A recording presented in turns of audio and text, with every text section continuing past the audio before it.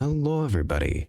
It is I again, Master, and it has been a while since I've made any videos or done any streams, and to that I would like to apologize. I have been working second shift recently, and unfortunately, due to the timing of it all, by the time I get home, the people that I live with are asleep. And to not wake them up, I do not stream, and I am not very loud. But I got a stick up I can't say that because this is what. No, it's after 30 seconds. I got a bit of a stick up my ass today because I watched a video by Warren Smith. Very intelligent man. I highly recommend him. He was having, I wouldn't even call it a conversation because the other party just wasn't listening, but he was having a conversation with Brian Shapiro. Now, I will not deny I do not like Brian Shapiro. I think that he is a very disingenuous person and he is an idiot. But besides that, he was staunchly against whatever Warren was trying to say. And to that extent, I decided, you know what? Maybe Brian just needs it better explained. Not that Warren did a bad job, but maybe Brian's a bit of a visual learner. And to that, I made this. Dear Brian, DEI hiring concerns. By me, Aster. To begin with, I want to paint you a picture. Imagine this. You have 100 dots. Just like these. Each of these dots represents a pilot. Now, you don't know anything about these pilots. And quite frankly, it doesn't matter. Let's say you get on a plane and the two pilots at the front are randomly selected from this batch. All right? Now, let's say all of these are experienced pilots to begin with. It shouldn't matter which one I pick. I could pick this one right here and this one right here. Maybe one of these is an old black lady with 10,000 or something insane hours of flight time. Okay, I would love to have someone with that much experience as a pilot. That would be wonderful.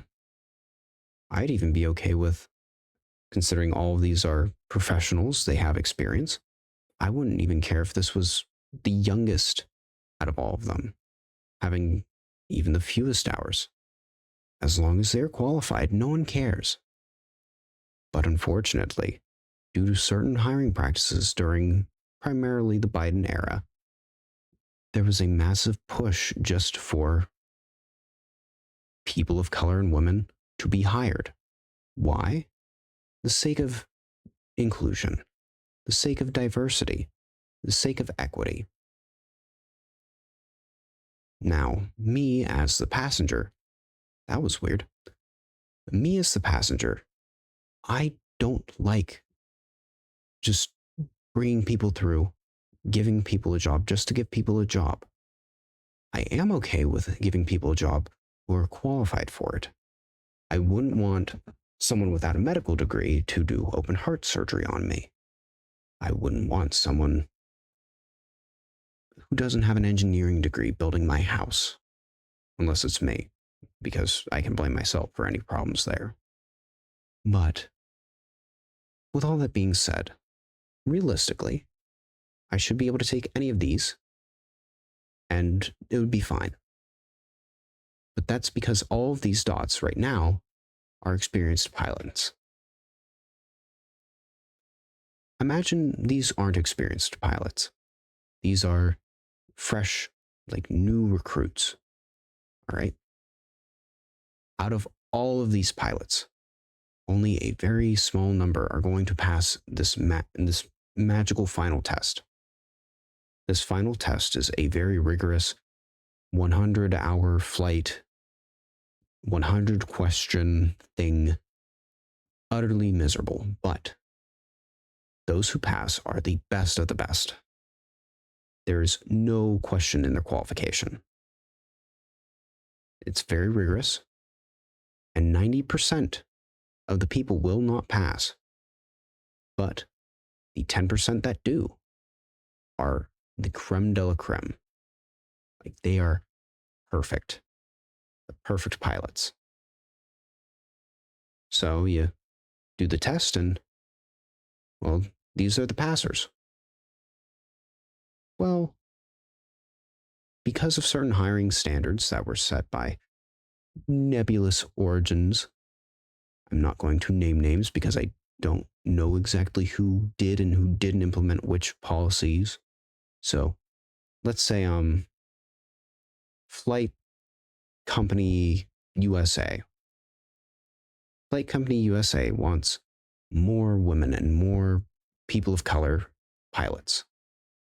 Now they've used this test right here. People of color have passed it. Women have passed it.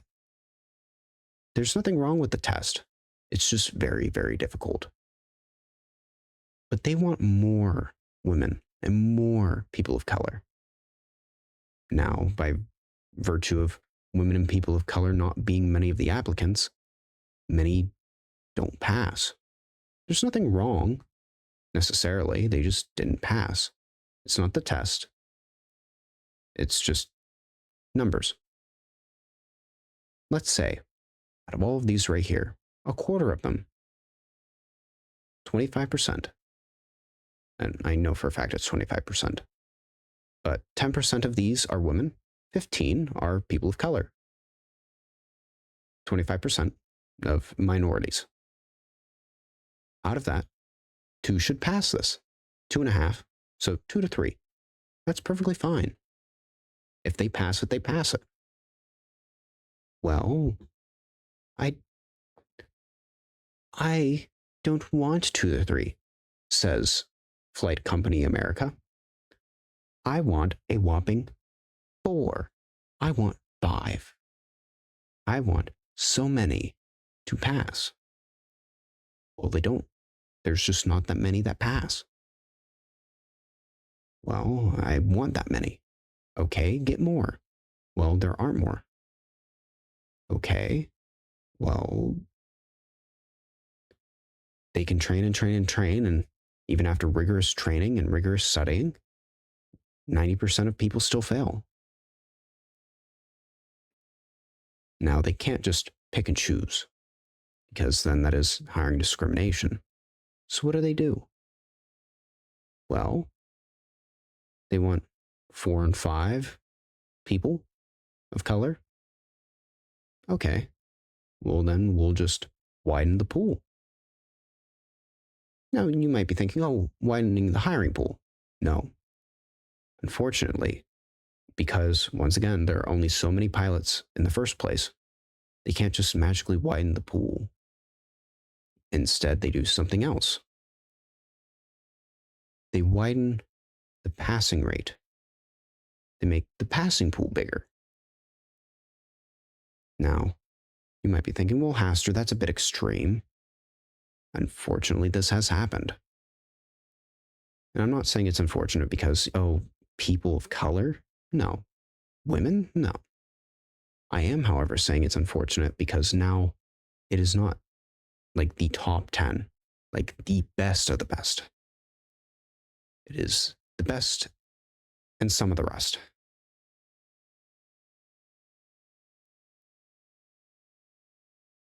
And because you lower this, it to me as a passenger greatly concerns me. I want the best of the best. These people, my life is in 2 people's hands. One person if something goes wrong. I want to know beyond a shadow of a doubt that these are the best of the best. When you widen the pool, you dilute the best of the best. I don't know if these are the best of the best. These might just be the best, which isn't bad, but it's not the top 10. It's not the same. And in some cases, let's just say that there's a very low turnout of women and people of color. Well, they still need to get them in here. So what do? They lower it again. They lower it to try to meet as many as they can in order to get them through.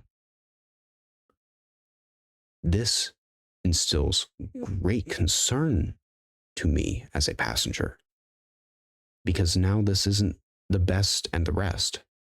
This is the best, the rest, and the top of the rejects. I'm okay with up here. Way up here. This wonderful little section. I'm not okay with this. The bottom. Now, you might be thinking, well, Pastor, you probably put them all towards the bottom. Oh, Pastor, you're gonna do this big reveal where the numbers, they're all at the bottom, so they have to lower it. No, I'm not gonna do that, because that's not realistic. Realistically, you've got something like this. A spread out number. Whoa. Well, that actually matches. Got about 25-30%. This would have been perfectly fine if they didn't want more. To meet this nebulous idea of equity and inclusion, they overextended. They said, oh, I want even more. Well, then they got even more. And they got some of the, not in a racial, not in a derogatory, but just genuinely worse pilots. They didn't pass that same test. But by lowering the standards, you're saying that the top 10 are just the same as the top 30. No, it's not. And then eventually, because, we want even more for the sake of equity, well, now you're just lowering it. And if you were to lower it further and further to make sure that you got every single black person and every single person of color, I know that person of color is a little bit redundant, but every single woman, every single person of color, you would have to lower it so far that there's no bar to entry. There is no standard because you've lowered it so far. The standard is just the floor. Wear shoes and you'll be above it. This is what people were concerned of. This is where the infamous Charlie Kirk quote of, how do I know that pilot is qualified? This is where it comes from. This is the thought process behind it. It's not racial. I get rid of it. Now, granted, you could rewind and find out where they all are, but they're all pilots. It's just that some pilots are better than others, not by race, not by sex, but they just are. Some are good, some are not good. I want the ones that, once again, are at the top of the top. I don't want the ones that are forced through because of diversity. And aside from it being very concerning to me as the passenger, it does that. I don't know why. But aside from it being very concerning to me as the passenger, it would be, in my opinion, granted, I'm not a person of color. I'm pasty.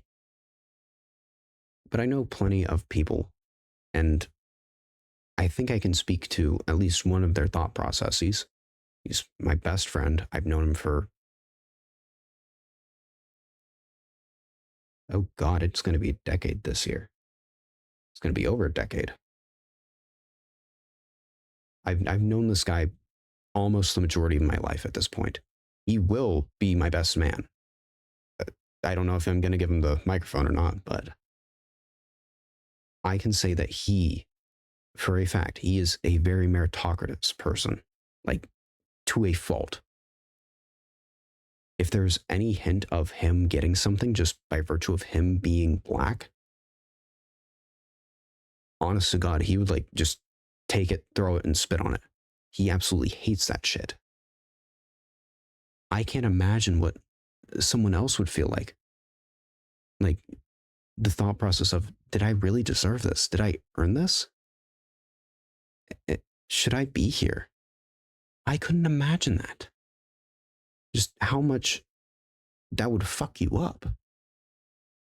I don't want that for anyone. I don't want to, I wouldn't want to do that, to be that as a pilot. I wouldn't want to think, am I really worthy of being here? Did I just get ramrodded through?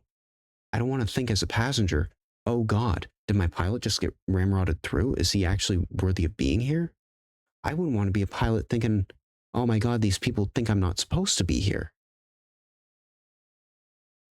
But because of practices like DEI practices where you try to ramrod people through, you have to lower the standards to do so. You can't just magically raise up people's scores because that's not how the scores work. It's just not how numbers work. So, overall, to wrap this up, because I'm beginning to repeat myself, we go from this to this. In some cases, even to this. God forbid we go beyond that. This is what people, not even 10 years ago, like, well, probably like 7, would expect a pilot to be. That up there. There's no shame in that. Even if you are, in fact, a person of color, you can still be up there. There's nothing stopping you, aside from dedication and hard work. But because of certain practices of lowering standards, you ramrod through a bunch of other people that, all for the sake of trying to get some more women, some more black people, some more brown people, some more yellow people, some more people of color, just for the sake of saying, oh, we have even more of them. We're so diverse. We're so inclusive. When the plane takes off and you're as close to God as you can be without being dead, people don't really care what color the pilot is. They just want the pilot to be up here, not down here. But that'll be it. I highly doubt Mr. Bryan's going to see this, and I don't really care if he does. This is more of a venting frustration. But if you happen to see this, you, the viewer, yes, I'm talking to you. If you happen to see this, and maybe this helps explain, the thought process behind it, how could someone think like this? How could someone care what color the pilot is? Most people don't. But most people do care when it comes to, oh, we want specifically this many more pilots. We want to get these people through. Are they qualified? Yeah, maybe. It shouldn't matter what color they are, because we shouldn't change from the top 10. But that'll be it for the 4th time. See ya.